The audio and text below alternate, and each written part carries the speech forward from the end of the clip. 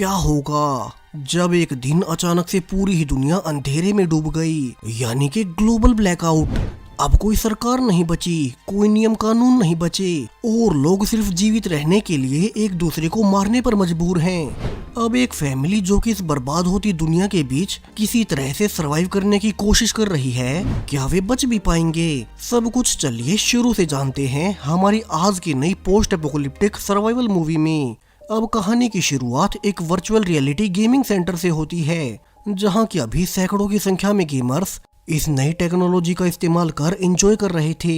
इन्हीं में से एक लड़की रीस भी है, जो कि अक्सर यहाँ अपने दोस्तों के साथ आती रहती। हालांकि आज उसने रियलाइज किया कि किस तरह से अब हर इंसान की लाइफ इलेक्ट्रिसिटी और आधुनिक डिवाइसेस पर इतनी निर्भर हो चुकी है कि इनके बिना दुनिया कैसी होगी, ये कोई सोच भी नहीं सकता। अब रीस शाम को वापस अपने घर लौटती है, जहाँ की उसका पिता क्रिस खाने पर उसका इंतजार कर रहा था। दरअसल रीस की माँ बहुत साल पहले ही मर चुकी थी, जिसके बाद क्रिस ने अकेले ही अपनी बेटी को पाला है। खैर, अब जब दोनों खाना खा ही रहे थे कि तभी अचानक से उनके आसपास की लाइट्स फ्लिकर करने लगती हैं। सिर्फ उनके ही नहीं बल्कि बाहर हर तरफ ऐसा ही हो रहा था।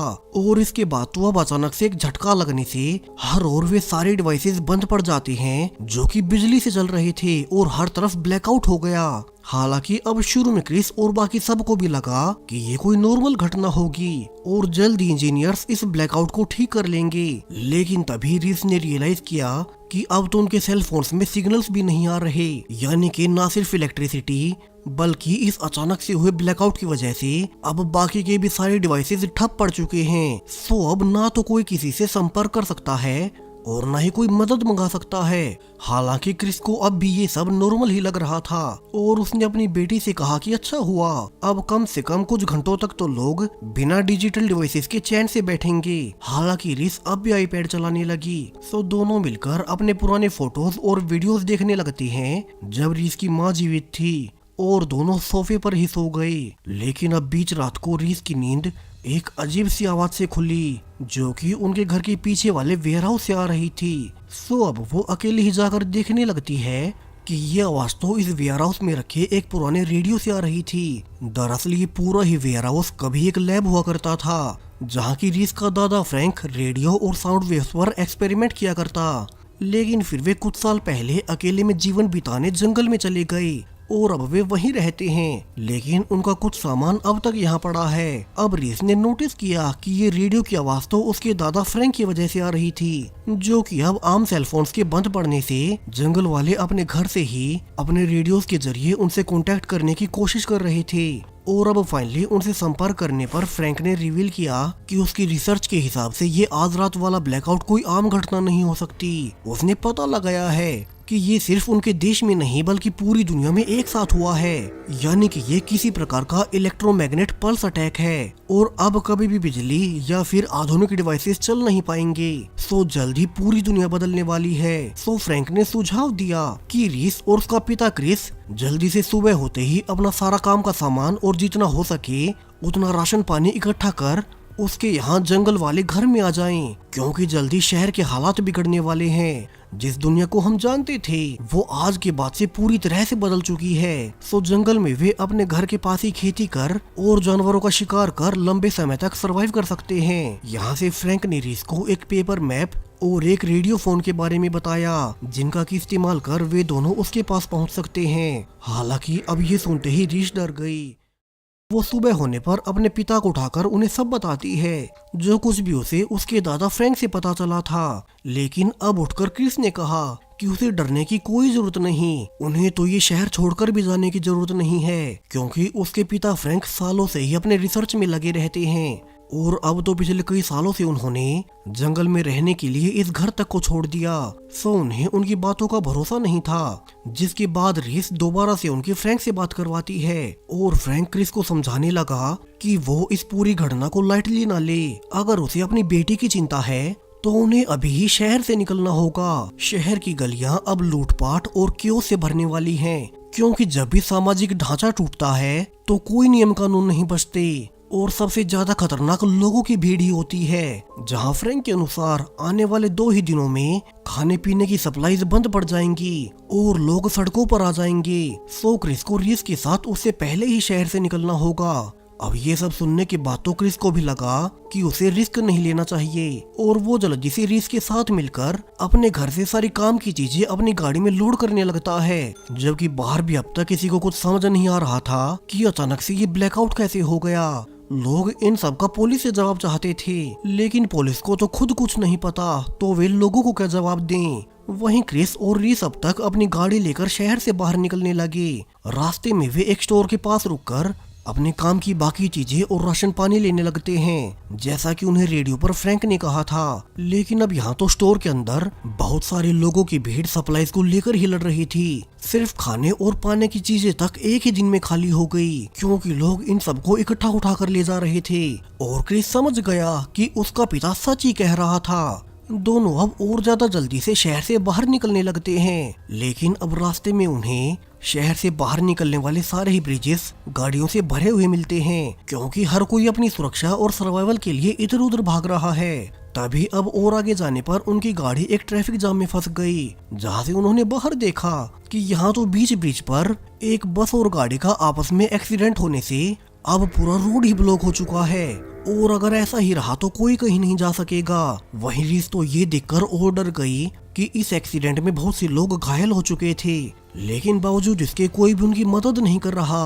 हर किसी को बस अपनी ही पड़ी है। तभी अब गुस्से में एक आदमी अपनी गाड़ी से टक्कर मारकर रास्ता खोल देता है, जिसके पीछे पीछे बाकी लोग भी निकलने लगे। वहीं क्रिस और रीस भी, जो कि बाकी लोगों पर गुस्सा हो रहे थे कि वे उन एक्सीडेंट वाले घायल लोगों की मदद नहीं कर रहे, वे दोनों भी उन्हें ऐसे ही छोड़कर सिर्फ अपने बारे में सोचते हुए बाहर निकल जाते हैं। अब तक उन्हें समझ आ गया कि जब बात अपनी जान पर आए तो कोई किसी के बारे में नहीं सोचता। अब दोनों आज का पूरा ही दिन ड्राइव करते रहते हैं और जब शाम होते हुए अंधेरा होने लगा तो सामने से एक बेकाबू ट्रक आकर उनकी गाड़ी में टक्कर मार देता है, जिससे उनकी कार साइड वाले पेड़ में जाकर क्रैश हो गई।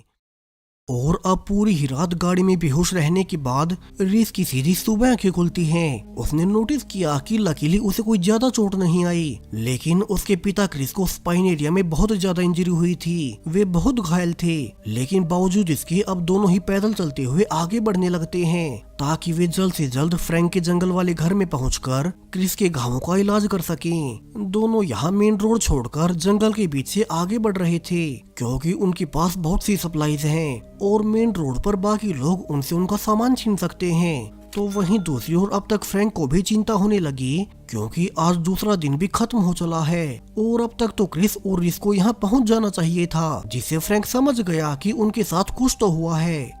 तो वहीं अब तक चलते हुए क्रिस के घाव और बदतर हो चुके थे। सो रीस उन्हें कुछ देर रुककर आराम करने को कहती है और फिर उसने अपने पिता को पानी पिलाकर उन्हें चेक किया और वो ये देखकर हैरान रह जाती है कि उसके पिता को तो बहुत ज्यादा गहरी चोट लगी है, लेकिन फिर भी उन्होंने अब तक उसे कुछ नहीं कहा और वे चुपचाप उसके पीछे चलते रहे ताकि कैसे भी करके उसकी बेटी सेफ बच जाए। अब भी क्रिस को बस इतनी ही चिंता है कि वो किसी तरह से अपनी बेटी को अपने पिता फ्रैंक के घर तक सेफ पहुंचा दे। लेकिन अब और ज्यादा चलने पर क्रिस की बॉडी जवाब दे गई और वो फाइनली पूरा एक दिन पैदल चलने के बाद नीचे गिर पड़ता है।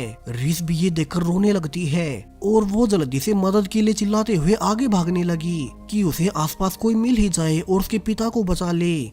फाइनली थोड़ी आगे भागने के बाद उसे एक फार्म दिख गया, जो कि ग्लेन नाम के एक फार्मर का था और वो रीस के कहने पर जल्दी से अपनी गाड़ी लेकर उसके पिता क्रिस को वापस से अपने फार्म पर ले आता है। और इसके बाद उन्होंने उसे बचाने की भी कोशिश की, लेकिन बावजूद इसके क्रिस बच नहीं सका और बहुत ज्यादा चोट लगने के बावजूद फिर भी चलने से उनमें इन्फेक्शन फैलने से क्रिस आखिरकार दम तोड़ ही देता है। रीस तो इससे बिल्कुल टूट गई, क्योंकि उसकी माँ पहले ही मारी जा चुकी थी और अब उसका पिता भी नहीं रहा। ग्लेन और रीस दोनों क्रिस को यहीं फार्म पर ही दफना देते हैं और फिर अगली सुबह ग्लेन रीस को अपनी गाड़ी में बैठाकर उसके दादा फ्रैंक के घर वाली लोकेशन पर छोड़ने जाने लगता है। तो वहीं फ्रैंक तो खुद कल के दिन से क्रिस और रीस को ही ढूंढते हुए निकल आया और फाइनली उसे रोड के किनारे क्रिस की गाड़ी क्रैश हुई दिखाई देती है, जिस पर कि उनके कुछ कपड़े भी रह गए थे। सो फ्रैंक अब उसी दिशा में आगे चलने पर उसी फार्मर ग्लेन की फार्म तक जा पहुंचता है, जहाँ की रीस कल आई थी। हालांकि अब ग्लेन तो चूंकि रीस को लेकर ऑलरेडी निकल चुका था, तो यहाँ फ्रैंक को कोई नहीं मिलता। यहाँ अंदर घुसने पर उसे खून के निशान और बाहर गड्ढा खोदने का औजार नजर आता है। यहीं क्रिस के कपड़े भी पड़े थे और इसी तो फाइनली फ्रैंक समझ ही गया कि उसके बेटे क्रिस की मौत हो चुकी है और उसे यहीं फार्म पर दफनाया गया है। हालांकि अब फ्रैंक ने नोटिस किया कि उसकी पोती रीस यहाँ कहीं नहीं है। सो वो फार्म के एक फोटो में उसी फार्मर ग्लेन की फोटो देखकर उन्हें ढूंढने का फैसला करता है। तो वहीं दूसरी ओर ग्लेन अब रीस को अपनी गाड़ी में लेकर आगे बढ़ रहा था, लेकिन तभी उन्हें रास्ते में एक आदमी मदद के लिए रुकवाने लगता है। हालांकि ग्लेन गाड़ी रोकने से पहले रीस को पीछे छुपने को कहता है, क्योंकि अब के समय में किसी का कोई भरोसा नहीं। और ऐसा था भी। रीस ने पीछे से छिपकर देखा कि वो आदमी तो अब मदद मांगने का नाटक कर रहा था और वो ग्लेन को बाहर ले जाकर गोली मार देता है। फिर वो उसकी गाड़ी को अपने ठिकाने पर ले जाने लगा। हालांकि अभी उसे ये नहीं पता था कि इसी गाड़ी में पीछे रीस भी छुपी है, जो कि डर के मारे बिना कोई आवाज किए चुपचाप देखे जा रही थी कि यह आदमी इस ट्रक को कहाँ लेकर जा रहा है और वो मौका मिलते ही भाग सके। लकीली तभी थोड़ी आगे जाते ही गाड़ी का ऑयल खत्म हो गया और वो आदमी पास की कार रिपेयर शॉप में रुककर वहां से गाड़ी का ऑयल चुराने लगता है। लेकिन तभी शॉप का मालिक उसे देख उसे लड़ने लगता है और उनकी गोलीबारी का फायदा उठाते हुए रीस गाड़ी से निकलकर वापस से जंगल की ओर भागने लगी। लेकिन अब जब वो थोड़ी आगे गई ही थी कि यहाँ भी उसे एक दूसरे आदमी ने पकड़ लिया और जब कुछ देर बाद रीस की आंखें खुली तो यहाँ तो वो आदमी उसे अपने घर में उठा लाया था। यहाँ रीस को अपने सामने एक बूढ़ी औरत दिखाई देती है, जो कि उसे कह रही थी कि अब वो यहाँ से कहीं नहीं जाने वाली, अब से उसे हमेशा के लिए यहीं रहना होगा। तो वहीं दूसरी ओर फ्रैंक को अब तक रोड पर ग्लेन की बॉडी मिल गई और वो उसे फार्म में मिली फोटो से अच्छे से पहचानता था कि इसी के साथ उसकी पोती रीस निकली होगी। सो फ्रैंक समझ गया कि रीस यहीं आसपास कहीं हो सकती है और वो उसे ढूंढने निकल पड़ता है। तो वहीं दूसरी ओर रीस अब डिनर के दौरान देखती है कि यहाँ तो इस औरत के बेटे बिली ने उसे उठाया था। उन्होंने यहाँ सिर्फ उसे ही नहीं बल्कि एक और टीनेजर क्वीन को भी बंद कर रखा है ताकि वे उसे भी अपने काम करवा सकें। सो अब रीस उन्हें अपने बारे में सब बताकर उन दोनों से रिक्वेस्ट करने लगती है कि वे उसे जाने दें और वो तो बस अपने ग्रैंडफादर फ्रैंक के पास जाना चाहती है। लेकिन अब ये सब जानने के बावजूद उस औरत ने कहा कि उसने उसे पहले ही कहा था अब वो यहाँ से कहीं नहीं जा रही। वैसे भी अब बाहर की दुनिया में कोई नियम कानून नहीं बचे तो उसे कोई ढूंढने भी नहीं आएगा। और इसके बाद उस औरत ने कहा कि रीस अब यहीं रुककर उसके बेटे बिली से शादी कर ले, वरना तो वे उसे यहीं बांध कर रखेंगे जैसा कि वे उस टीनेजर क्वीन को रख रहे हैं। हालांकि अब रीस शुरू में इसके बारे में सोचने का कहती है। दरअसल उसे तो बस यहाँ से निकलने का मौका चाहिए था, इसलिए उसने ये नाटक किया। और अब रात होने पर वो सबके सोते ही चुपचाप बाहर निकलने लगती है। लेकिन जब उसने दरवाजा खोला ही था कि तभी उस बूढ़ी औरत की नींद खुल गई और वो जल्दी से अपने बेटे बिली को रीस को पकड़ने भेजती है। और बिली अब काफी देर भागने के बाद रीस को फिर से पकड़ ही लेता है। हालांकि वो उसे इस बार घर न लाकर एक बैग में बंद कर एक पेड़ पर टांग देता है और थोड़ी ही देर में सुबह होने पर एक भालू रीस को खाने आ गया। अब रीस को लगा कि अब वो बच नहीं पाएगी, लेकिन तभी पीछे से बिल्ली आकर उस भालू का शिकार कर लेता है। दरअसल अब बिल्ली यहाँ जंगलों में शिकार कर खुद और अपनी माँ को खिलाता है, इसलिए उसने रीस को सजा देने के लिए उसे चारा बनाकर लटकाया था। वहीं अब इसके बाद बिल्ली रीस को घर लाकर एक छोटे से स्टोर रूम में बंद कर देता है, जहाँ रीस ने आने वाले कई दिन इसी अंधेरे रूम में बिताए। और इसके बाद एक दिन उसे फिर से बाहर लाया गया और बिल्ली की माँ उससे पूछती है कि अब तक तो रीस की अकल ठिकाने आ गई होगी और अगर वो उसके बेटे के साथ शादी करने को तैयार है तो ही वे उस अंधेरे कमरे से निकालेंगे, वरना तो वो जिंदगी भर वहीं सड़ेगी। हालांकि रीस ने अब भी कहा कि वो ऐसा कभी नहीं करेगी। उसके बेटे के पास रहने से अच्छा है कि वो हमेशा के लिए अंधेरे में रहे। बेशक से वो मर जाए लेकिन उसके बेटे के लिए कभी नहीं मानेगी। और इसके बाद तो अब गुस्से में उस औरत ने फिर से रीस को अंदर डलवा दिया। अब रीस को पता था कि ऐसे तो ये लोग उसे कभी नहीं छोड़ने वाले और एक न एक दिन उस औरत का बेटा बिल्ली उसे जबरदस्ती भी करने लग जाएगा। तो उसे तो खुद से ही यहाँ से निकलने का सोचना होगा। अब वो अपने आसपास की चीजों से पहले अपने हाथों की रस्सी काट लेती है, लेकिन उसने नोटिस किया कि इस कैबिन के बाहर तो लॉक लगा हुआ था, तो वो इसे कैसे खोले। तभी उसे सामने वही लड़का क्वीन दिखाई दिया, जिसे भी उसी की तरह बिली ने यहाँ पकड़ कर रखा था, और दोनों माँ बेटा उसे अपने घर का सारा काम करवाते थे। तो रीस ने क्वीन से मदद मांगी कि चूंकि वो खुला हुआ है तो वो चुपचाप उस औरत के पास से ताले की चाबी चुरा लाए और वे दोनों साथ मिलकर यहाँ से भाग सकेंगे। हालांकि शुरू में क्वीन बहुत डर गया क्योंकि बिली उसे बहुत मारता था, लेकिन रीस उसे मना ही लेती है कि अगर वे यहीं रहे तो वे हमेशा गुलाम बने रहेंगे। सो उन्हें कभी न कभी रिस्क तो लेना ही पड़ेगा, जिसके बाद अब क्वीन भी मान जाता है और वो अब रिस्क के कहे अनुसार उसे फ्री कर दोनों पीछे के रास्ते से बाहर निकल जाते हैं। क्वीन ने कहा भी कि बिली को इस एरिया का सब पता है, सो उन्हें जितना हो सके जल्द से जल्द उस घर से दूर जाना होगा।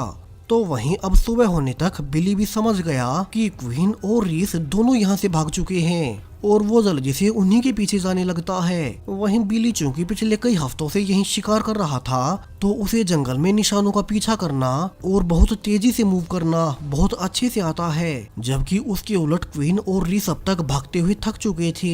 ऊपर से उन्होंने कुछ खाया भी नहीं है, सो वे पहले जंगल से ही बेरीज खाने लगते हैं कि तभी उन्हें पीछे से बिल्ली के आने की आवाजें आने लगी, यानी कि उसने बहुत जल्द अपना रास्ता कवर कर लिया है और दोनों फिर से भागने लगे। इसी बीच क्वीन आगे खाई में गिरते हुए भी बचता है। फिर रीस उसे निकालकर दोनों एक टूटे हुए पेड़ के ऊपर से चलकर खाई पार कर लेते हैं, लेकिन अब तक बिली उनके बहुत करीब आ चुका था और वो उन पर पीछे से गोलियां चलाने लगता है। वहीं अब तक रीस और क्वीन दोनों को पता था कि वे जंगल में भागने के मामले में बिली को हरा नहीं पाएंगे। सो रीस क्वीन को आइडिया देती है और वो जल्दी से उसे अपने साथ पानी की लेक में लाकर पानी के नीचे छुपने को कहती है, जबकि अब ऊपर कोहरे के होने से बिली उन्हें देख नहीं पाता और आगे निकल जाता है। वहीं अब दोनों फिर से पानी से बाहर निकलकर फिर से दूसरे रास्ते से भागने लगे, लेकिन बिली इतना भी बेवकूफ नहीं था और वो वापस आकर उन्हें देख लेता है, जिससे दोनों जल्दी से छुपने लगे। और जब बिली ने रीस को देख लिया और वो उसे मारने आ रहा था, तो पीछे से क्वीन अब रीस को बचाने के लिए बिली पर अटैक कर देता है, जिससे बिली की गन रीस के सामने जा गिरी। वहीं रीस ने देखा कि अब ऊपर फिर से बिली क्वीन पर हावी हो चुका है और वो तो उसे जल्दी जान से मार देगा। क्वीन अब लगातार उसे इशारे करने लगता है कि रीस उस गन को उठाकर बिली को शूट कर दे, जिससे वे दोनों बच जाएंगे। तो रीस अब गन को तो उठा लेती है, लेकिन उसे इसे चलाना नहीं आता। ऊपर से उसमें इतनी हिम्मत भी नहीं थी कि वो किसी इंसान की जान ले सके। फिर भी वो अब क्वीन के लिए हिम्मत दिखाकर निशाना साधती है और तभी सामने बिली को गोली लगने से वो मारा ही गया और क्वीन बच गया।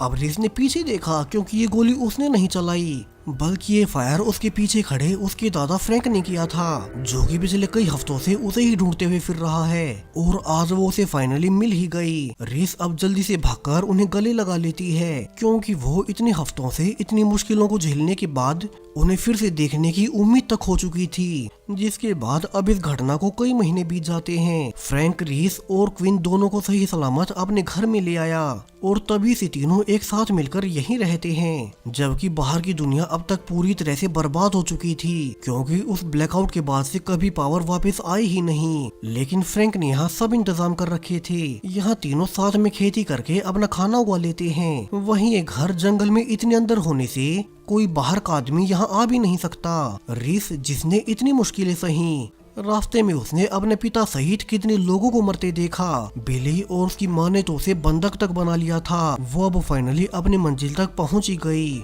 जबकि क्वीन जिसने उसकी मदद की थी, दोनों को अब तक एक दूसरे से प्यार हो चुका है और यहाँ से वे एक साथ फ्रैंक के पास सेफ रहेंगे। फिर बेशक से बाहर की दुनिया में कुछ भी क्यों न चल रहा हो। और इसी होपफुल एंडिंग के साथ ये पूरी ही मूवी यहीं पर खत्म हो जाती है। तो वीडियो को लाइक और चैनल को सब्सक्राइब करें अगर आपको ऐसी ही पोस्ट एपोकलिप्टिक मूवीज देखना पसंद है। Thank you.